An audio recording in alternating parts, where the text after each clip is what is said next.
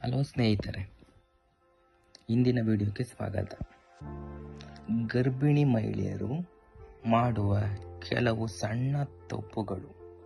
ಅವು ಸಣ್ಣದಾಗಿ ಇರಬಹುದು, ಆದರೆ ಮಗುವಿನ ಮೇಲೆ ದೊಡ್ಡ ಪರಿಣಾಮ ಬೀರುತ್ತವೆ.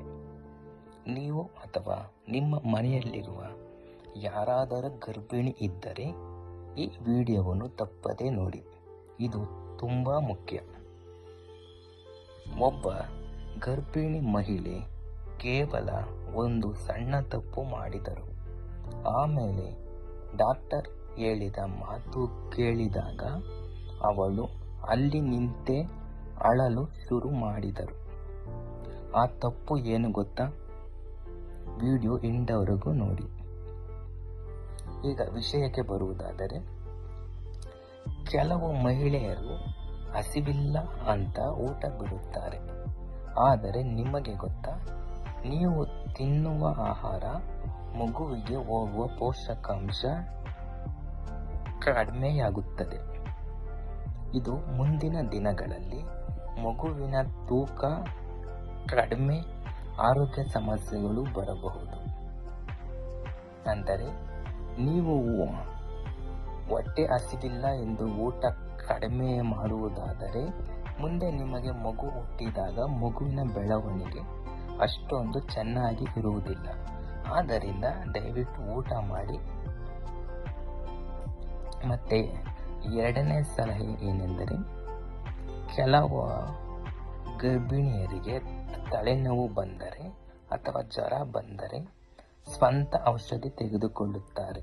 ಅಂದರೆ ಸ್ವತಃ ನೀವೇ ಗರ್ಭಿಣಿ ಆಗುವ ಮುಂಚೆ ಏನು ಮಾತ್ರೆ ತೆಗೆದುಕೊಳ್ಳುತ್ತಿರುತ್ತೀರೋ ಆ ಮಾತ್ರೆಗಳನ್ನು ತೆಗೆದುಕೊಳ್ಳುತ್ತೀರಾ. ಅದೇ ದೊಡ್ಡ ತಪ್ಪು. ಏಕೆಂದರೆ ನೀವು ಈಗ ಗರ್ಭಿಣಿ ಆಗಿರುವುದರಿಂದ ಡಾಕ್ಟರ್ ಸಲಹೆ ಪಡೆದುಕೊಂಡು ನಿಮಗೆ ಜ್ವರ ಅಥವಾ ತಲೆನೋವು ಬಂದರೆ ಡಾಕ್ಟರ್ ಹೇಳುವ ಮಾತ್ರೆಗಳನ್ನು ತೆಗೆದುಕೊಂಡರೆ ಅದು ಮಗುವಿನ ಬೆಳವಣಿಗೆಗೂ ತುಂಬ ಒಳ್ಳೆಯದು. ಆದ್ದರಿಂದ ನೀವೇ ಸ್ವಂತ ಬುದ್ಧಿ ಉಪಯೋಗಿಸದೆ ಡಾಕ್ಟರ್ ಹತ್ತಿರ ಹೋದರೆ ತುಂಬ ಒಳ್ಳೆಯದು. ಮತ್ತು ಮೂರನೆಯ ಪಾಯಿಂಟ್ ಏನೆಂದರೆ, ನೀವು ಚಿಂತೆಯಲ್ಲಿ ಇದ್ದರೆ ಅದು ನಿಮ್ಮ ಮನಸ್ಸಿನಲ್ಲಿ ಮಾತ್ರ ಅಲ್ಲ, ನಿಮ್ಮ ಹೊಟ್ಟೆಯಲ್ಲಿರುವ ಮಗು ಹತ್ತಿರ ಕೂಡ ಅದು ಅನುಭವಿಸುತ್ತದೆ. ಅಂದರೆ ನೀವು ಚಿಂತೆ ಮಾಡುತ್ತಿದ್ದರೆ ಆ ಚಿಂತೆ ನಿಮಗೆ ಮಾತ್ರವಲ್ಲ, ಅದು ನಿಮ್ಮ ಹೊಟ್ಟೆಯಲ್ಲಿರುವ ಮಗುವಿನ ಮೇಲೆ ಪರಿಣಾಮ ಬೀರುತ್ತದೆ. ಆದ್ದರಿಂದ ಚಿಂತೆ ಅನ್ನುವುದು ಇದ್ದೇ ಇರುತ್ತೆ. ಸ್ವಲ್ಪ ಕಡಿಮೆ ಚಿಂತೆ ಮಾಡಿ. ಹೆಚ್ಚು ಒತ್ತಡ ಇವು ಮಗುವಿನ ಬೆಳವಣಿಗೆ ಮೇಲೆ ಪರಿಣಾಮ ಬೀರುತ್ತದೆ. ಆದ್ದರಿಂದ ದಯವಿಟ್ಟು ನೀವು ಶಾಂತವಾಗಿ ಇರಲು ಪ್ರಯತ್ನಿಸಿ. ಹಾಗೂ ನೀವು ಮತ್ತು ನಿಮ್ಮ ಹೊಟ್ಟೆಯಲ್ಲಿರುವ ಮಗು ಕೂಡ ಸಂತೋಷವಾಗಿರುತ್ತದೆ.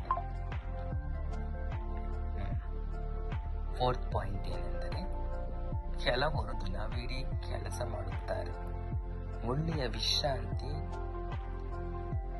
ಇರುವುದಿಲ್ಲ. ಆದರೆ ಗರ್ಭಿಣಿ ಆದ ಸಮಯದಲ್ಲಿ ದೇಹಕ್ಕೆ ವಿಶ್ರಾಂತಿ ಬಹಳ ಅಗತ್ಯ. ಸ್ವಲ್ಪ ವಿಶ್ರಾಂತಿ ತೆಗೆದುಕೊಂಡರೆ ನಿಮಗೂ ಒಳ್ಳೆಯದು, ಹಾಗೂ ನಿಮ್ಮ ಹೊಟ್ಟೆಯಲ್ಲಿರುವ ಮಗುವಿಗೂ ಅದು ಒಳ್ಳೆಯದು. ಆದ್ದರಿಂದ ಕೆಲಸ ಇದ್ದೇ ಇರುತ್ತೆ. ಆದ್ದರಿಂದ ಹೆಚ್ಚು ಒತ್ತಡವನ್ನು ನೀಡದೆ ಇನ್ನೊಬ್ಬರ ಸಹಾಯವನ್ನು ತೆಗೆದುಕೊಂಡು ಸ್ವಲ್ಪ ವಿಶ್ರಾಂತಿ ಮಾಡಿದರೆ ನಿಮಗೂ ಮತ್ತು ನಿಮ್ಮ ಹೊಟ್ಟೆಯಲ್ಲಿರುವ ಮಗುವಿಗೂ ಕೂಡ ಒಳ್ಳೆಯದು. ಹಾಗೂ 5ನೇ ಪಾಯಿಂಟ್ ಏನೆಂದರೆ, ಜಂಕ್ ಫುಡ್ ಅಥವಾ ಫಾಸ್ಟ್ ಫುಡ್. ಜಂಕ್ ಫುಡ್ ಇವು ರುಚಿಯಾಗಿರಬಹುದು, ಆದರೆ ಮಗುವಿನ ಆರೋಗ್ಯಕ್ಕೆ ಇದು ಒಳ್ಳೆಯದು ಅಲ್ಲ. ನೀವು ತಿನ್ನುವ ಆಹಾರವೇ ಮಗುವಿನ ಭವಿಷ್ಯವನ್ನು ನಿರ್ಧರಿಸುತ್ತದೆ. ಆದ್ದರಿಂದ ಜಂಕ್ ಫುಡ್ ಅಥವಾ ಫಾಸ್ಟ್ ಫುಡ್ ನಿಮಗೆ ಇಷ್ಟವಿದ್ದರೆ ಆಫ್ಟರ್ ಡೆಲಿವರಿ ನಂತರ ನೀವು ಸೇವಿಸಬಹುದು. ಅಂದರೆ ಡೆಲಿವರಿ ಆಗಿದ ತಕ್ಷಣ ಸೇವಿಸಬಾರದು. ಒಂದು 6 ತಿಂಗಳಿಂದ 9 ತಿಂಗಳು ಮಗುವಿಗೆ ಆದ ಮೇಲೆ ಜಂಕ್ ಫುಡ್ಡನ್ನು ಸೇವಿಸಿ. ಇದು ಒಂದು ಉದಾಹರಣೆಯ ಸ್ಟೋರಿ. ಒಬ್ಬ ಗರ್ಭಿಣಿ ಮಹಿಳೆ ಇದ್ದಲ್ಲೊಂದು ತಪ್ಪನ್ನು ಪ್ರತಿದಿನ ಮಾಡುತ್ತಿದ್ದಳು. ಅಂದರೆ ಆಮೇಲೆ ಒಂದು ದಿನ ಡಾಕ್ಟರ್ ಬಳಿ ಹೋಗಿದ್ದಳು. ಡಾಕ್ಟರ್ ಹೇಳಿದ ಮಾತು ಕೇಳಿದಾಗ ಅವಳ ಕಣ್ಣುಗಳಲ್ಲಿ ನೀರು ಬಂದಿತು. ನೀವು ಜಾಗ್ರತೆ ತೆಗೆದುಕೊಂಡಿದ್ದರೆ ಈ ಸಮಸ್ಯೆ ಬರ್ತಿರಲಿಲ್ಲ ಅಂತ ಹೇಳಿದರು. ಆ ದಿನದಿಂದ ಅವಳು ತನ್ನ ಜೀವನವೇ ಬದಲಿಸಿಕೊಂಡಳು.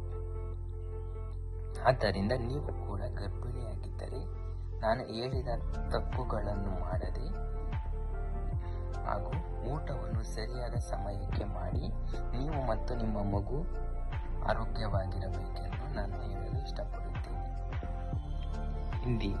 ಇಂದಿಗೆ ಈ ವಿಡಿಯೋವನ್ನು ಮುಗಿಸುತ್ತಿದ್ದೇನೆ. ಈ ವಿಡಿಯೋ ಏನಾದರೂ ನಿಮಗೆ ಇಷ್ಟವಾಗಿದ್ದರೆ ಲೈಕ್ ಮಾಡಿ, ಶೇರ್ ಮಾಡಿ ಮತ್ತು ಇನ್ನಷ್ಟು ಇದೇ ಥರ ಇನ್ಫಾರ್ಮೇಟಿವ್ ವಿಡಿಯೋಗಳು ಬೇಕೆಂದರೆ ಸಬ್ಸ್ಕ್ರೈಬ್ ಮಾಡೋದನ್ನು ಮರಿಬೇಡಿ.